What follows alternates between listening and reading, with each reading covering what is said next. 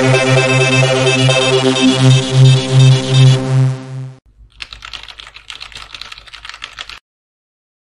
Vízner, nech sa páči. Ja, ďakujem pekne, aby som veľmi rád doplnil aj pána Vargu, aj teda predrečníkov. V prvom rade, čo sa týka dlhopisov, tu zaznelo číslo 12-15%. Nie, treba si dať pozor už pri dlhopisoch, ktoré platia 6,5%, že aký dlhopis vlastne je rizikový a aký není, pretože akýkoľvek dlhopis vydaný spoločnosťou, ktorá vznikla pred pár mesiacmi, nemá žiadnu históriu, nemá rating a zrazu si ide požičať 30-40 miliónov, je rizikový. A to aj v prípade, ak nesie vo svojom názve alebo svojím názvom pripomína niečo veľké a stabilné.